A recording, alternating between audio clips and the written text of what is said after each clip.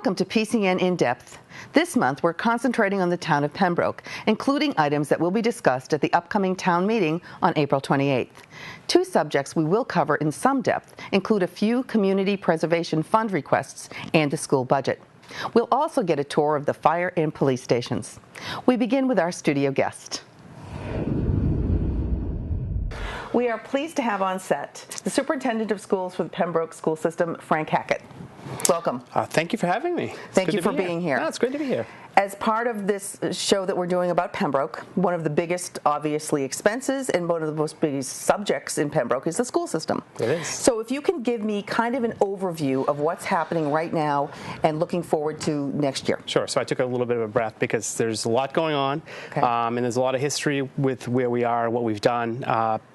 Pembroke has been fortunate for many years to have a great school system, have been well supported by the town, the community, are able to offer a lot of programs that I think are attractive to kids, to parents, get people into the community. We get several calls during the course of a month about people looking to move into a community. Where can we live? What do you have for your school system? So I think Pembroke has done a great job with a lot of hard work to develop a school system that is both highly effective, well-programmed, and also fairly efficient to run. Mm-hmm. And, kind of the challenge we're facing is not an unknown challenge. We've been kind of anticipating this for the last several years now as we've faced really a flat state funding source in the Chapter 70 revenues that we've received from the state for state funding. Yeah. Our biggest challenge is that it makes up about 50% of our entire revenue. So I think we have a chart. You do? Show Okay. what we mean about this. So Chapter 70 funding is a percentage of budget.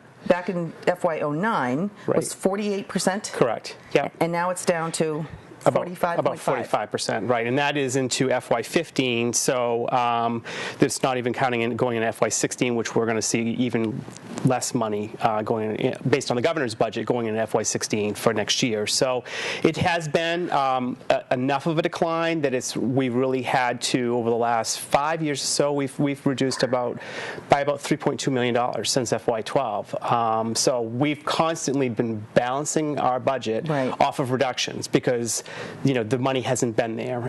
It costs us generally about 1.2 or 3 to roll over from one year to the next, just based on contracts and utility costs, transportation, that kind of thing. So we're always working off that first rollover number, and then we just try to figure out between what the town can give us year to year, and the town has been tremendously supportive. It's not like the town's rolling in money. They have their own challenges. As does every department. As does every department. Yes. And many communities in the South Shore. I think that we are somewhat a victim of the fact that we really aren't gaining population.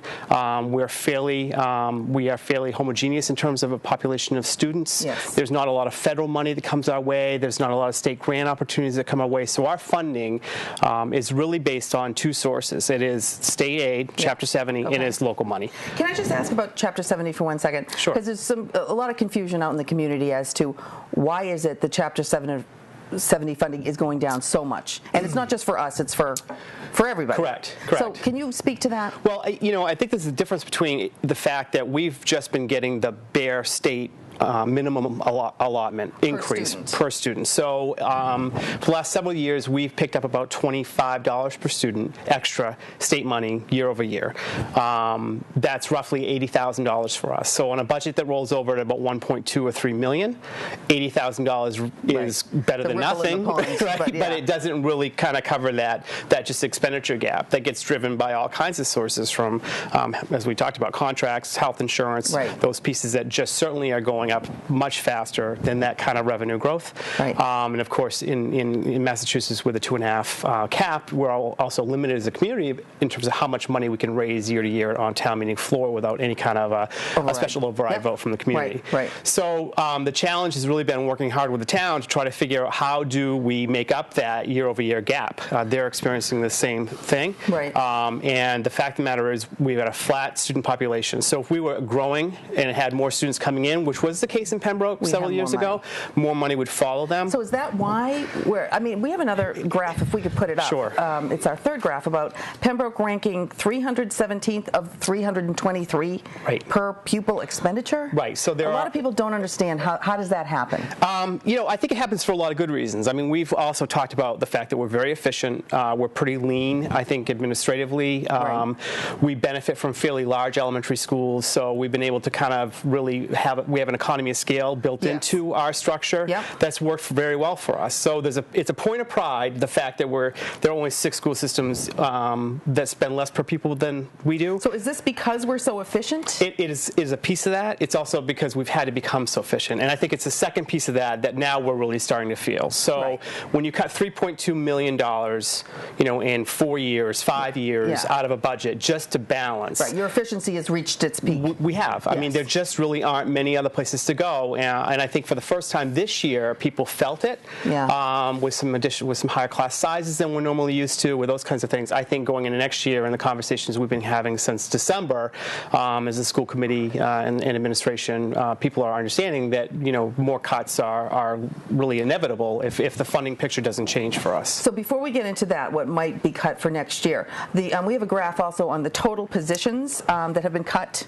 now is this from the whole school system? This is from the whole school system, so that's all staffing. That would be custodial staffing, that would be teachers, that would be paraprofessional support staff and administration. So we had 406 positions back in FY09. Correct. And we're down to 370. We're down to 370, and right now there are 12 additional positions on the table moving into FY16. So with the same student population? With a relatively similar population. And less money. And less money, right, and less money. So that shows you, and some of this is natural attrition.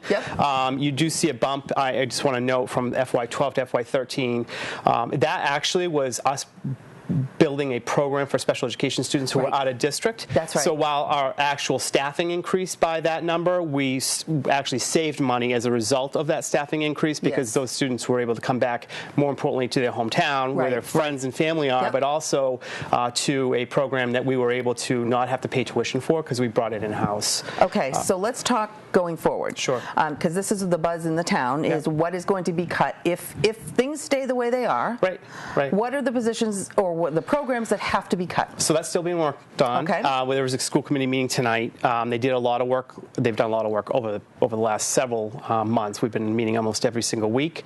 Right now, and again, just to be clear, the charge of the school committee is to bring a balanced budget to town meeting on April 28th. That is their legal obligation. They cannot assume anything is going to happen other than the money we have that we can assume that is going to stick, and sometimes that could change. The governor's budget's out, the legislature's dealing with the budget now. We may not know the final Chapter 70 money until June, as every other community has to contend with.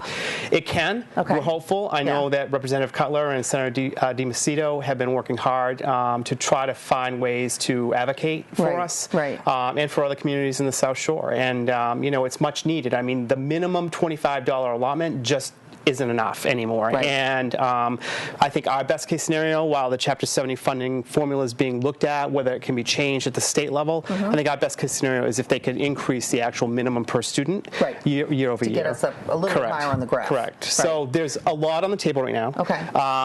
The committee has come to consensus on about $500,000 worth of reductions, and tonight they'll be looking to see if they can close the gap on the additional $200,000 or $300,000. Okay, so the school committee itself, that group of volunteer wonderful people have to work within these parameters, and they have to decide the programs that will affect the least amount of people, and that's how they decide to cut them? We always start with our common belief and our core value that we try to keep cuts away from classrooms and classroom teachers. And I think we've done a great job with that over the last several years. You can see the reductions that we've made, while at the same time our class sizes have been pretty favorable.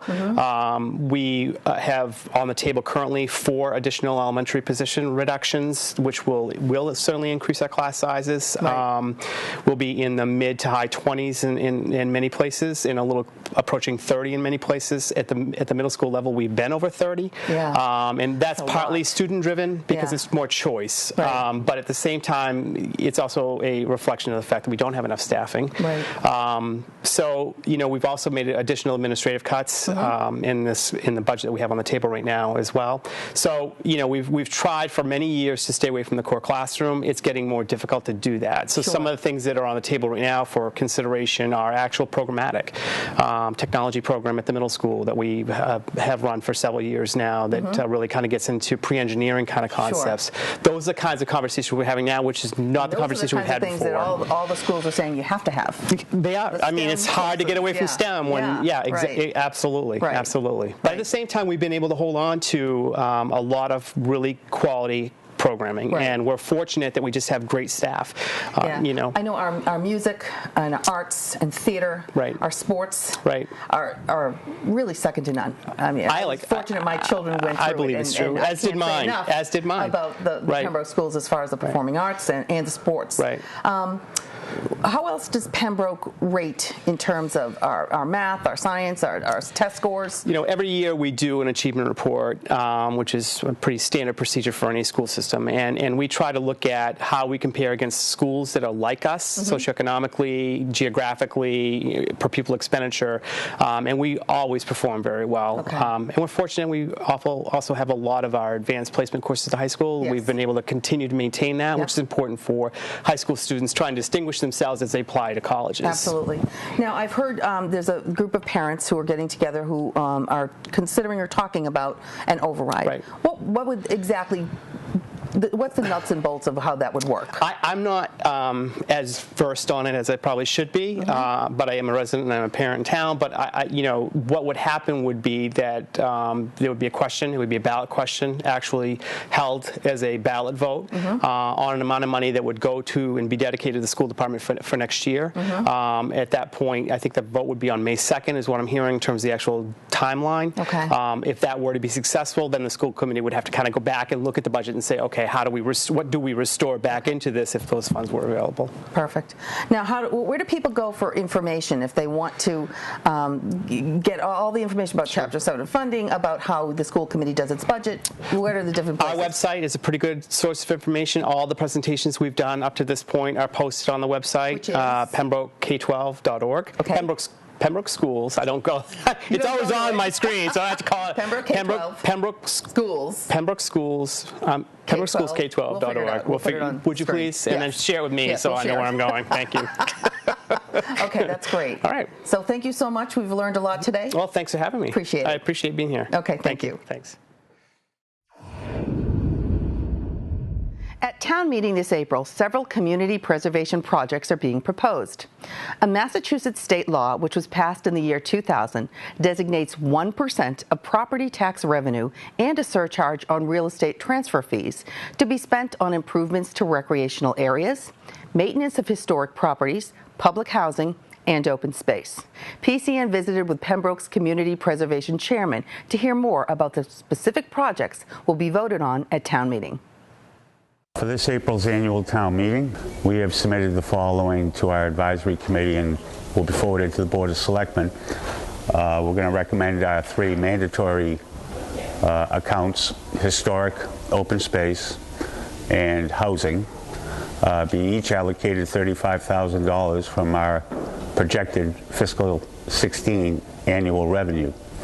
In addition, we are recommending $12,000 for administrative expense costs.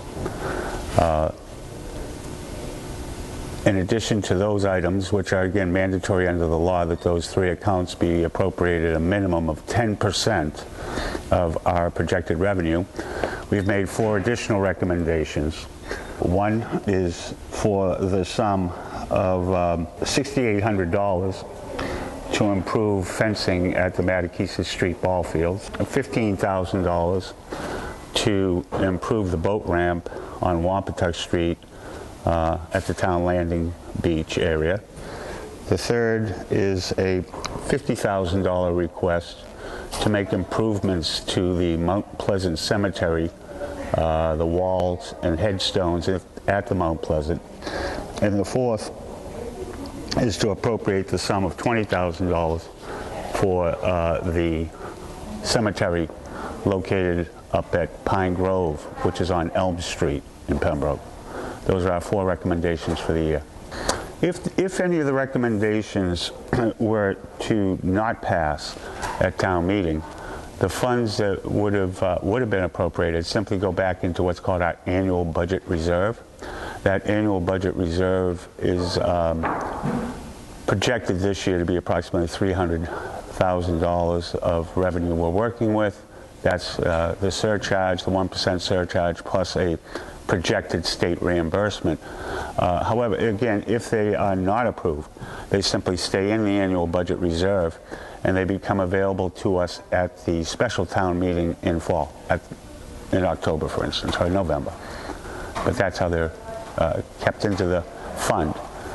These funds are always segregated from town general revenues, and they are a distinct account by themselves.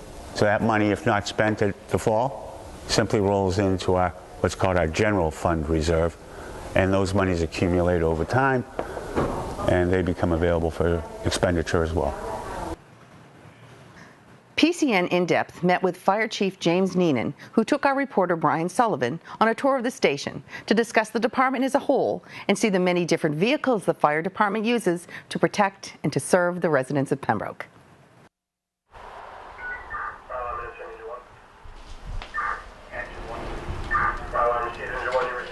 Located on Center Street in Pembroke is the fire department headquarters. On any given day, someone is answering calls, and emergency vehicles and personnel are at the ready. Pembroke Fire Department actually operates what is called the combination department, which is full-time career personnel along with on-call paid personnel. We operate 4 stations. This is the only station that currently is staffed all around the clock. The others are on an on-call basis. Every member of the team here at headquarters has to have the skill set to operate everything under this roof. Chief Neenan gives us a tour and explanation of each vehicle and every piece of rescue equipment. This is a PS ladder. It's a 106-foot ladder. It was purchased with a federal grant. Came in a little bit under $1 million. It's a specialty piece of equipment. Most people think ladders are for height, but more importantly, it's for reach. When we have to get to a building to either ventilate it or possibly effect a rescue, the reach to the building is more important most times than the height, because you don't get to go right up to the building. You have shrubbery, you have parking, you have other obstacles that are in your way. This truck in particular also has a pump. It also carries hose and attack lines. So it can perform many different functions. Everyone in the department needs to be able to drive it, maneuver it, position it, and operate it. Engine 6 is more often than not the first line of defense out the door when they get a report of a building fire. The enclosed cab seats 6, and like the ladder truck, it's also equipped with a pump. This one can dispense 1,500 gallons of water per minute, and when Engine 6 needs repairs, it can be pretty costly. We needed an alternator. The original price quoted to me was $7,000. We were able to pick one up for a bargain of $3,600. So what would be the cost of replacing this truck? Bare bones, no special features? Somewhere in the neighborhood of $600,000. That's over $500,000 for those keeping track at home. Let's not forget, a big part of fire and rescue is the rescue. That includes using the jaws of life, which are located here on the heavy rescue vehicle. And since there are so many lakes and ponds in the Pembroke area, they've got vehicles that can go out on the water, like this inflatable raft. And for when it's icy, like this winter has been, they've got a hovercraft. That's right, a hovercraft, like you'd see in Star Wars or some science fiction movie. Each comes equipped with rescue suits and throw ropes. Most of our rescues involved animals, whether it's a dog we're rescuing or people that we're rescuing who went out to save their dog who saves itself, and then we have a person in trouble. So a lot of times it either begins or ends with an animal, and occasionally we get both. If you ever come across this mean-looking piece of equipment, you're probably involved in a forest fire. Used mainly off-road, this four-wheel drive vehicle uses the metal frame in the front to take down trees on its way to the fire. This former ambulance was converted into a mobile air unit used to refill air and breathing tanks for either dive teams or building fires. Speaking of ambulances, a common misconception is that when people call for an ambulance, they're calling the hospital. They're actually calling here, where they've got 3 units in service. Out of the 26 career people we have, 24 are paramedics, and the other 2 are EMTs.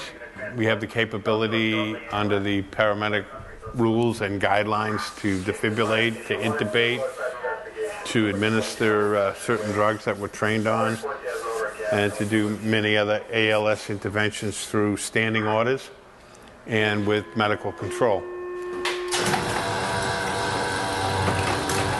Out back, we take a look at a couple of relics from the department, starting with Engine 5. At 28 years old, it's 3 years beyond its expectancy for usefulness and is dealing with frame and engine damage. The department gets $25,000 annually to maintain all of its vehicles. Engine 5 alone could cost anywhere from $30,000 to $50,000 to repair. And then there's the service vehicle. This 2001 former police cruiser has been with the department for the past 7 years, and now the service vehicle is out of service. I would like to hope in the future the department is able to purchase a pickup truck, hopefully even with a plow that we can use in replace of this car. You know, this car's 14 years old. It served the town well, and I think we've gotten all we can out of it. And of course, the biggest relic of all is the building itself. I wish I had a nickel for every time someone says, well, you have a new fire station. The new fire station was dedicated in 1975. The new fire station is now 40 years old. It does need some work. And the whole town infrastructure, we've been, every department has been putting things off, holding the line. It's time, because this is what's happening. And it's not because we don't care, it's just that we have to make other decisions to spend our money. At the Pembroke Fire Department, I'm Brian Sullivan for In Depth. Brian also got a tour of the Pembroke Police Department from Chief Richard Wall to hear about dispatch, community safety, substance abuse work, department transportation, and much, much more. If you're looking for Pembroke's finest, you can find them off of Center Street, where the police station sits right next to Town Hall. Law-abiding citizens head in through the front door, where we meet Police Chief Rick Wall. We'll show you where the lawbreakers enter later on.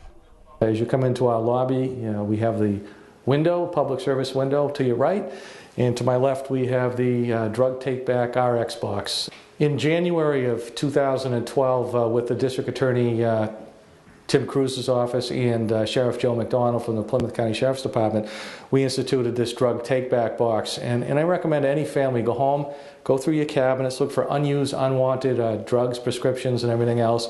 Make it a family project. Bring them in here. Help your kids understand it's a good choice to get rid of these things when you don't need them. That's why it's here. The front lobby is open 24 hours a day for drug returns. The first stop on our tour is the dispatch center.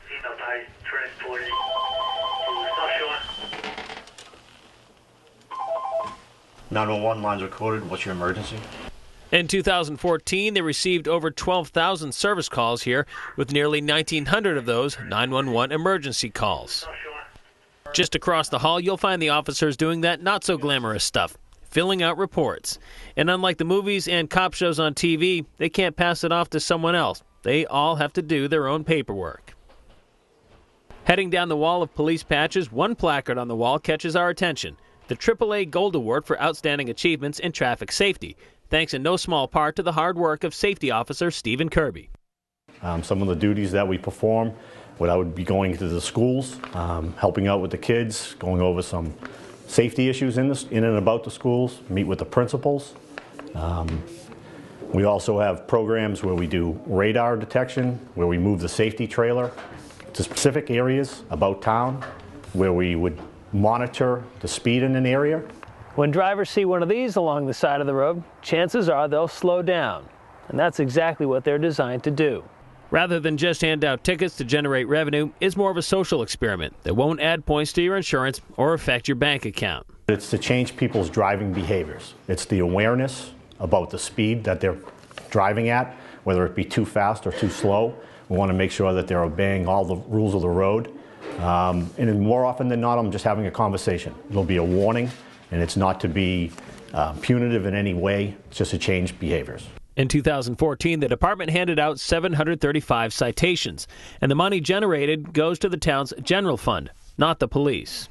All traffic citations, bylaw violations, whatnot, everything comes into my office. I process it, make sure, like I said, make sure it's full and accurate, and then and thorough, and then I hand it off basically to the Plymouth District Court. Sergeant David Hurley, the court prosecutor. In his position, he's currently working with 835 ongoing investigations involving over 1,200 offenses, about a third of which are felonies. One point of pride for Sergeant Hurley is working with families dealing with drug and alcohol issues.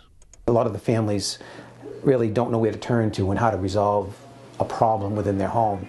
A lot of times I'll assist those people through the court system and show them basically how to bring about a motion to get their loved ones some help in some way through the court system. If you're a lawbreaker and you've been arrested, you're heading in through the side door in the garage, right to the booking area. The first stop is the rail. The booking room was in another room at one time, but over the years we've had to transition. The building was built in '78, so we're trying to stay modern with it and everything else, so the prisoners are secured to a rail. And on the other side of the window is the computers for the booking, plus the breath alcohol test machine. For the officer's safety, in the case of an OUI, there's a hole in the partition, and the breathalyzer tube is fed through the window to be administered. 2014 saw 46 OUI cases. An OUI, of course, will land you a night in a cell, but not before you give your fingerprints, which is now done electronically. No more ink smudge. If you notice, the cells are the old-fashioned bars back in the late 70s. They were acceptable. They're covered with plexiglass now. We've had to add ventilation system in order for them to stay up to code. A little outdated. Outdated, but utilized. There were 224 arrests last year alone. Our last stop is outside to take a look at the different means of transportation for the PD. Having bicycle patrols made a big difference. We're able to get into the beach communities. We're able to go off-road with them. We're able to actually reach out and talk to people, talk to the neighbors, and it's made a big difference. The officers also appreciate the fact that they get out of the cruiser and they get to do some, first-hand, face-to-face police work. We get a lot of complaints on recreational vehicles. We have a lot of conservation area, a lot of woods, and the only way to get out there and patrol those areas is ATVs. So we have one, we borrow another, and we send a couple of guys out to do that, and we'll be doing more of that this summer. This 2013 Harley-Davidson patrol bike is easily recognized by drivers in the area. The only motorcycle on the force, it serves as a great traffic control tool when officers use it with handheld radar. Then there's the bread truck, the SEMLAC, or Southeast Mass Law Enforcement Council SWAT team van. There are 9 marked vehicles, including the four-wheel drive 129 Interceptor. There are 7 unmarked cars as well. Not to be forgotten in all of this is the building itself. The building was built in 1978, and it's outdated, and we're hoping at some point that we can add an addition on and still work. The location is perfect, next door to the town hall, and being part of the center keeps us involved in the community.